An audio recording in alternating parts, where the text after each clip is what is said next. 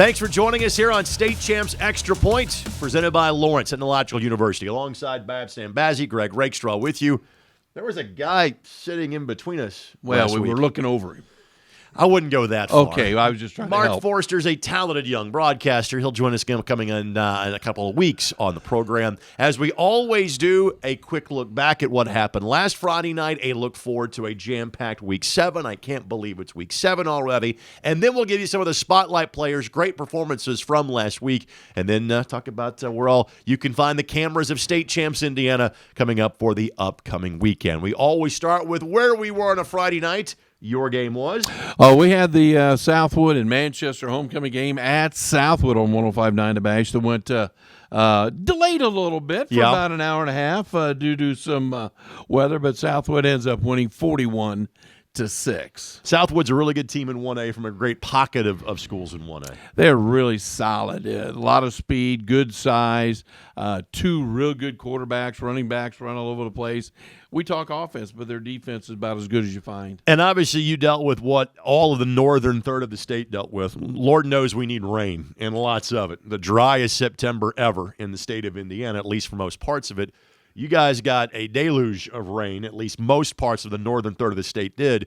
So if, say, you were from Kokomo North, you were either delayed or you had to come back and play on Saturday. Southern two-thirds of the state, not exactly a concern for us. And I will say a ton of our games in kind of through the central part there from maybe Wabash County north to LaGrange County in that little vacuum there had a lot of Saturday games. Yeah. And we ran out of officials. Which is getting to be an issue on more of a regular basis. So along those notes, we had clouds, we had wind, didn't have any drops of rain, didn't have any bit of lightning, but it was a shocking result for some. North Central beating Carmel for the first time in 14 years, 27-21. That was the game that we had on the ISC Sports Network in MyNDTV 23 in Indianapolis. And credit to North Central. This is a team that won their first sectional in 25 years last season, returned most of their key pieces on defense, but it's largely a new offense. It has a senior quarterback in Harry Abel, but he didn't play last year because Liam Thompson, now the starting quarterback at Wabash College,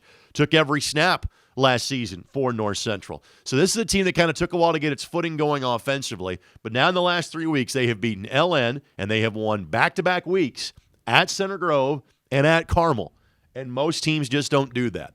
It also plays to what is, to me, the most unique year ever in the history of the MIC. And the MIC has been around now since 1996. It has been the dominant football conference in this state for the last 20 years at the large school level. There are no unbeaten teams in MIC play with either 2 or 3 league games left to go. Warren Central has the conference lead because they're a half game in front of everybody else at 4-1. Ben Davis, North Central, and Carmel all at 3-1 so far in the season. Carmel and Ben Davis will play each other this week. Ben Davis and North Central play each other in week number 9. Carmel and Warren Central play each other in week number 8. So again, the conference chase is far from decided, and frankly, this might be a year where there is no singular champion. Again, 1 through 8 in the MIC, there is very little difference in that conference this year. I think one of the big things you look at is the parity, and that's what you try to achieve every year in a conference play, parity and being competitive, and that's what you're now obtaining here in the MIC. So really, that was kind of the only surprising result, I would say, in the 6A ranks. So I want to get to 5A now, and this wasn't surprising, even though it was a ranked 4A team beating a ranked 5A team. But the unbeaten run ends for the Franklin Grizzly Cubs. They fall to 5-1. Mooresville bounces back from their lone loss this season against Decatur Central to beat Franklin 49-42. But I think both teams exited that game raving about the outstanding quarterback play. We'll talk more about Kalijah Perry of Mooresville coming up in a little bit. Drew Byerly has been fantastic for Franklin, and that is a league where it is points on top of points on top of points in the Mid-State Conference. They don't practice spelling defense, I don't think, but it's something that you look at. It's exciting for the fans, exciting for the players, and exciting for us. That conference has been ridiculously balanced in basketball. I think they've had like a 3-way or a 4-way tie for the league championship in the last couple of seasons. They may have that in football coming up this year as well because, again, Franklin has kind of joined the group of Mooresville. It's been really good the last couple of years. Decatur Central has been really good the last 2 or 3 years. Martinsville the last couple of years has had some good teams. A very balanced time in the Mid-State Conference. In 4A, the game that I wanted to mention is really more of the team that I wanted to mention, Evansville Memorial. And again, in Fort Wayne and Evansville, they don't tend to worry about the classification of the school until they get to the postseason. Everybody plays everybody in what is the City League. Memorial is normally a 3A team, but last year they won that league against 4A and 5A competition. Well, here's Memorial without their all-time leading passer in Michael Lindauer, without his favorite target from a season ago in Bronson Combs, and they lost other key pieces off that team as well, and they're 6-0 going to the final 3 weeks of the season. How special. Seriously, when you sit there and look at the individuals they lost and who now are stepping up to fill those shoes. All right, so now I want to get to 3A from the big games from last week, and there were 2 games matching ranked opponents. First of all, Chittard beats Garin Catholic by a score of 35-7. Again, Chittard, Garin, Brebeuf, West Lafayette, they're all in the same sectional. I know Chittard is number 2. West Lafayette is number 1. West Lafayette's lone loss is to the team ranked 4th in 6A. Yeah. Chittard's lone loss is to the team ranked 3rd or 4th in 5A in Cathedral. Those 2 teams could have played for the state championship last year. West Side won it. Chittard was beaten by Memorial, the defending state champs at that time, in the semi-state. They could play the first night of the sectional. And so literally, the 3A state championship game might happen on October the 25th. That's very true. Yeah. So Chittard beating Garin, which is a good team, but beat them 35-7. The other big game in southern Indiana, Heritage Hills and Gibson Southern. Heritage Hills won and won big, 49-14. Gibson Southern hasn't lost a lot in this decade, and, Bob, they certainly haven't lost like that. Oh, no. I mean, when you start putting numbers out there like that, that kind of gets your eyes open up on really how good this football team is. Another team that we have talked about virtually every week has been 1A Lutheran. And again, they play in a great small school league, primarily at the 2A level, but Beech Grove is a solid 4A team that's in that league as well. Well, Lutheran does it again. They beat Cecina, who lose for a second consecutive week after being beaten by Roncalli in week number 5. Dave Pash's team, remember, they missed a game because of an officials issue against Southridge. That would have been an easy win against Shortridge. Sorry about that. Would have been an easy win for Lutheran regardless. They are 5-0. They're still number 1 in the polls. And again, there's a lot of really good teams in 1A this year. I'm not sure anybody can beat the Lutheran Saints. I just look at the one team that I'm looking at right now, even though we cover Southwood all the time. This South Adams team is special. You think back to Pioneer, you got to think, oh, by the way, same school colors. So let's get to that then. South Adams. And you and I, because this is in your neck of the woods, have talked about this both on and air and off the air. And Adams Central has had the better of that rivalry the last few years. And Adams Central typically was thought of as the best team not named Pioneer last year in 1A, and that kind of proved out in a semi-state game that Pioneer won by, about 30. It was probably really a 2 or 3 score game for most of us. It was really the only competitive game that Pioneer had played in the last 2 years with Jack Kaiser. And you had told me, hey, this might be South Adams' year. Well, they proved that on Friday night, at least in the regular season. They beat Adams Central 42-14. Well, you look, they have an outstanding quarterback, prototypical, 6'3". He's just not a throwing quarterback. He is a really intelligent young man. The former head football coach's son, and Arnold's thrown for over 1,500 yards. You got Stuber in the backfield. This is just not a pass offense. This is an offense that get a lot of people involved on the ground, opens up the pass game. They're going to run, gun, and giggle all night long. 3A kind of reminds me of 1A this year, where there are pockets of really good teams. And obviously it's what makes them better and makes them more battle-tested come tournament time, where a lot of the ranked teams in 3 are kind of clustered in 2 different sectionals. You can say the same thing in 1A. Lutheran kind of stands alone in their area. They play a lot of ranked 2A teams during the course of the season.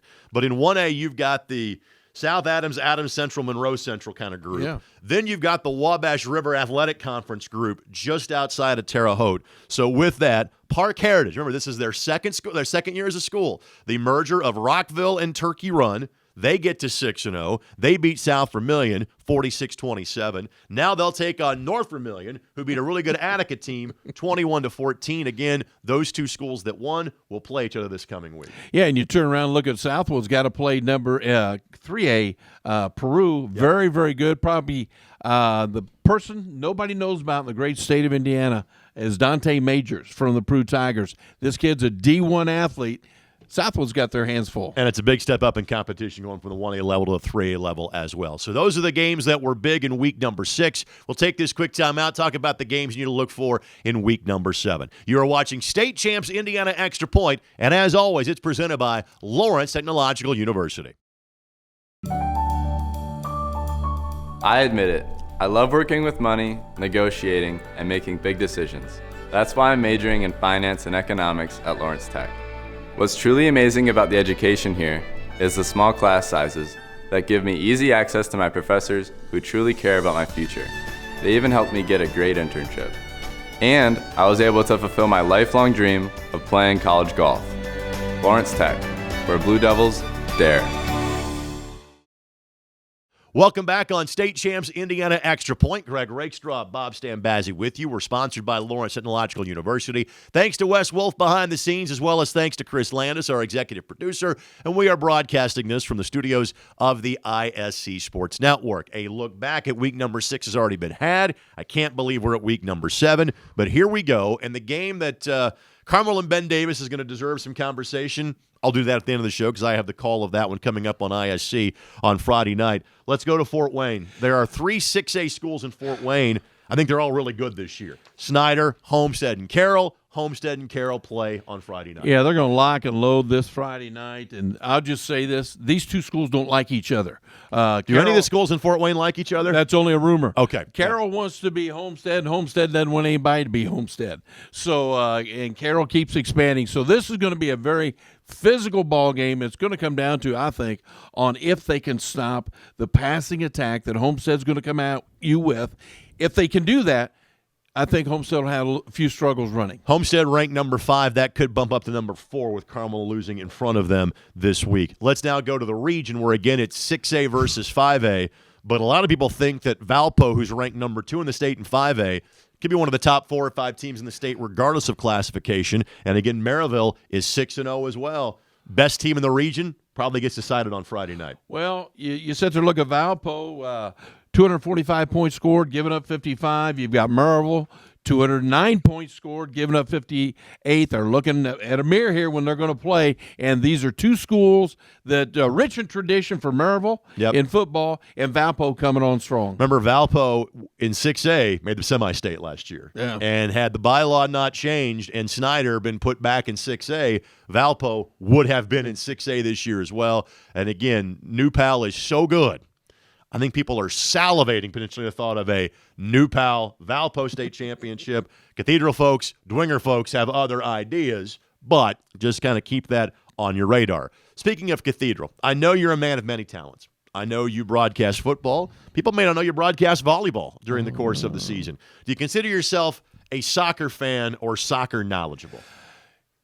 I'm a fan, knowledgeable not so much. I just love the way they pass the ball. Well, okay. Well, I appreciate that. So with that, I tend to be a soccer guy as well as a football guy for those that do not know. And I just figured something out. Oh, boy. Like Cathedral is like playing in the Champions League.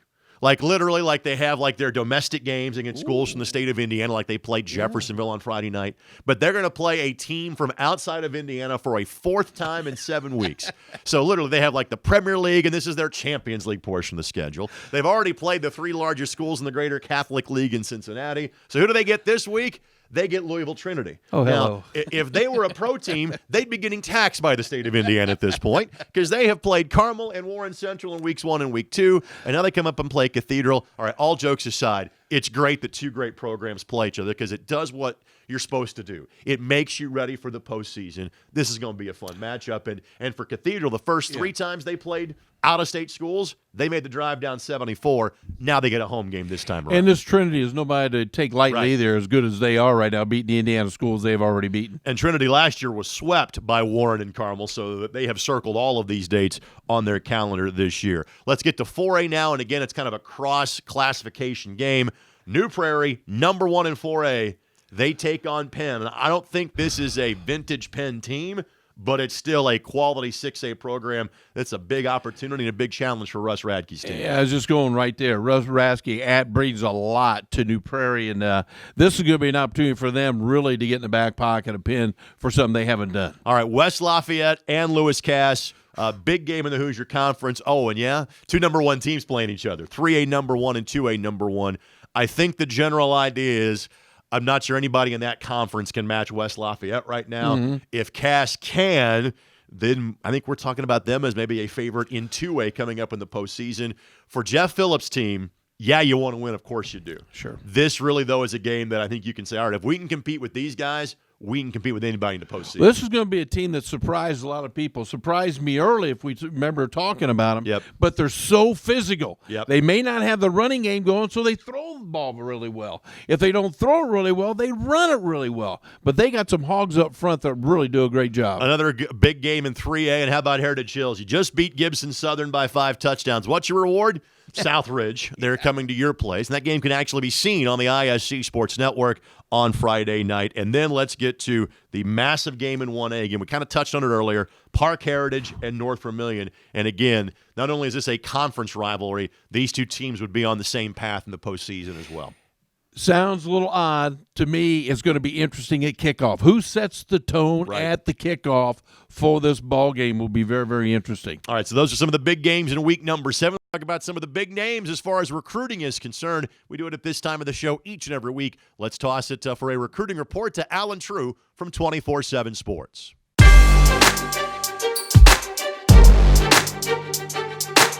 This is Alan True from 24/7 Sports with this week's State Champs Recruit Report.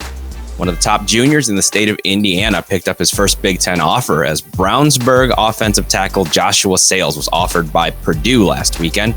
6'6", 285 pounds, Sales is drawing a lot of interest from programs around the country. He now has 5 total offers, but that Boiler one is his first from the Power 5. We're betting it will not be his last, though.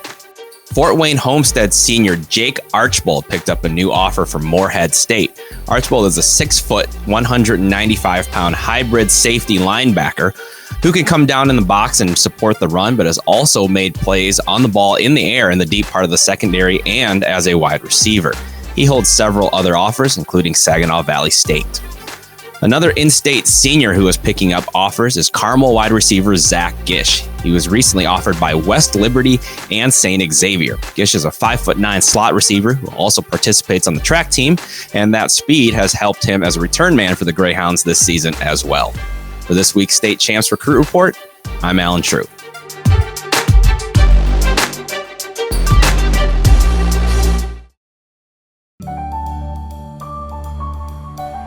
I've always been really good at math and science, and I knew I wanted to work in healthcare, but not as a doctor. So I chose Lawrence Tech's biomedical engineering program. I've pushed myself to take internships, like this one, at a hospital in an orthopedic research lab. Thanks to Lawrence Tech's unique, hands-on style of education, I'm graduating with a published research paper and a job. Lawrence Tech, where Blue Devils dare.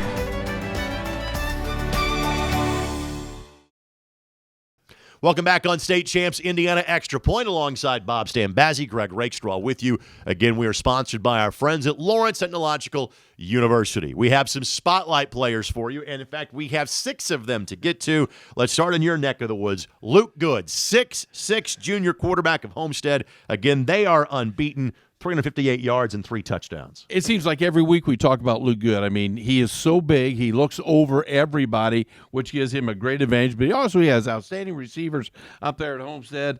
He threw the ball really well this week, 358 yards. The guy's on fire right now, and Homestead is riding his arm.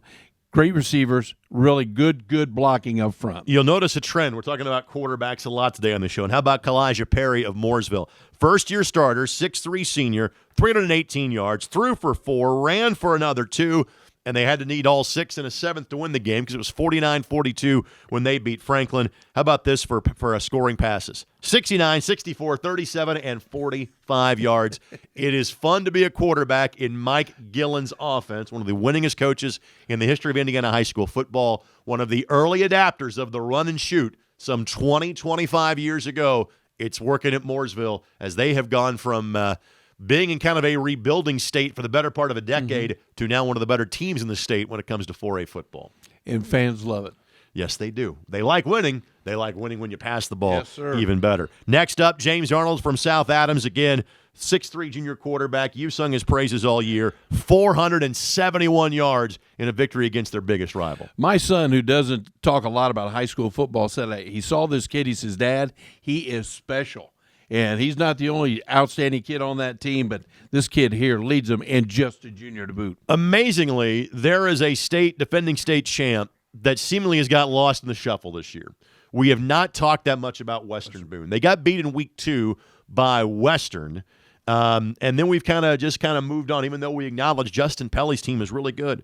Well, Spencer Wright, 4 touchdowns, ran for another. Not surprisingly, Weibo had a bit of an easy time with Frankfurt, winning that game 56-0. So congratulations to Spencer. But to me, Bob, it's much more about, hey, let's not fall asleep on the stars. They won this thing, and they return a lot of key pieces off that team. That's a great comment right there, and kind of on the back burner because we haven't had them up front. And when you lose to a good Western team, your season's done. In some people's eyes, no, it's not. Now, they still run the ball in other parts of the state, so let's talk about that. Cole Campbell from Winchester, 32 carries, 271 yards in their 41-12 victory over Tri. He has 1,400 all-purpose yards so far this year.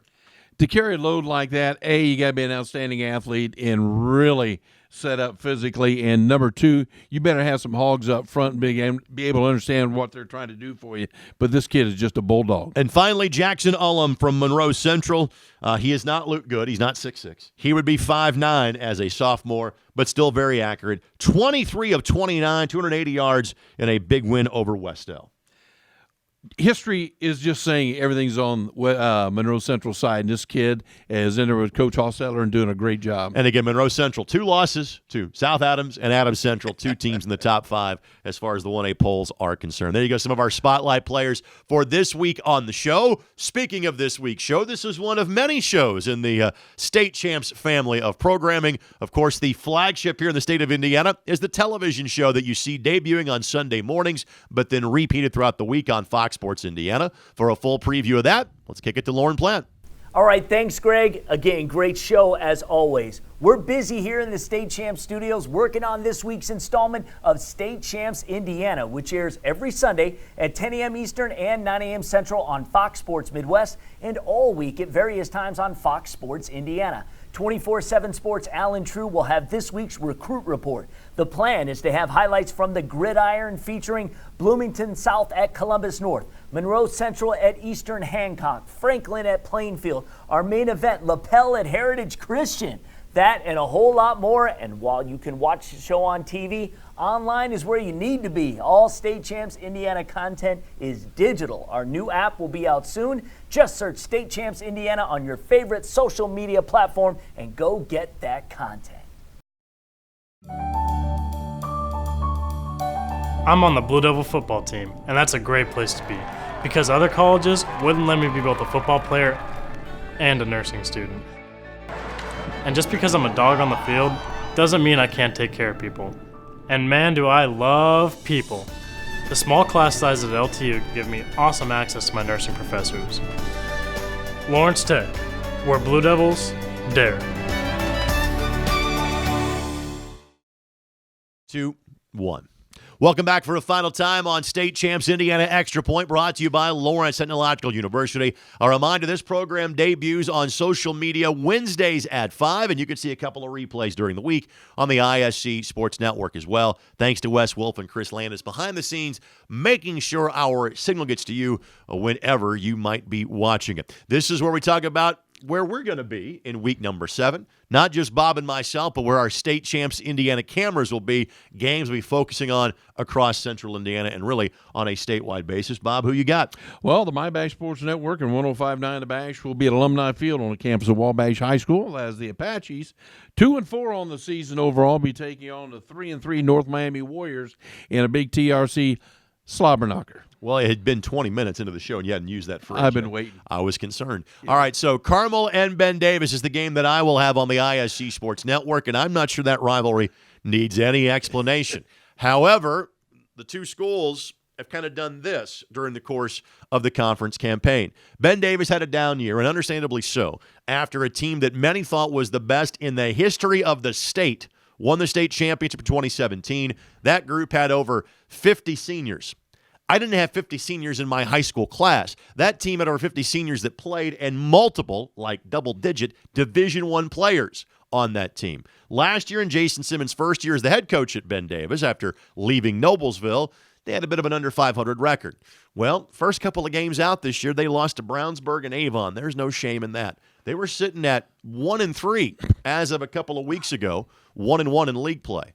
They find a way to beat Warren Central in double overtime in week number 5. They then beat Lawrence North by 14 in week number 6. And now the Ben Davis Giants are one of 4 teams that have 1 loss in league play. Can Carmel bounce back on the road after falling to North Central and giving up 27 second-half points? They'd given up 14 points in the second half in the first 5 weeks combined. Carmel and Ben Davis, it should be a great one. I'm not sure it's going to reach slobber knocker territory, but I'll settle for it being a great game as well. Carmel and Ben Davis, you can see that on the ISC Sports Network, Comcast 81, and My Indy TV 23 as well. As far as where the state champs cameras will be this coming week, Bloomington South and Columbus North, key game in Conference Indiana. Franklin and Plainfield, first one to 50. Might lose that game. LaPel and Heritage Christian, a very good game at the 2A level, and the hits keep on coming from Monroe Central as they take on a good Eastern Hancock team. Again, they will be battle-tested for the postseason for sure. Bob, as always, a pleasure, my friend. We'll see you next week. It's an honor. For Bob Stambazzi, this is Greg Rakestraw. Enjoy whatever game you are going to on this Friday night, and thanks for spending about a half hour or so with us. You've been watching State Champs Indiana Extra Point, presented by Lawrence Technological University.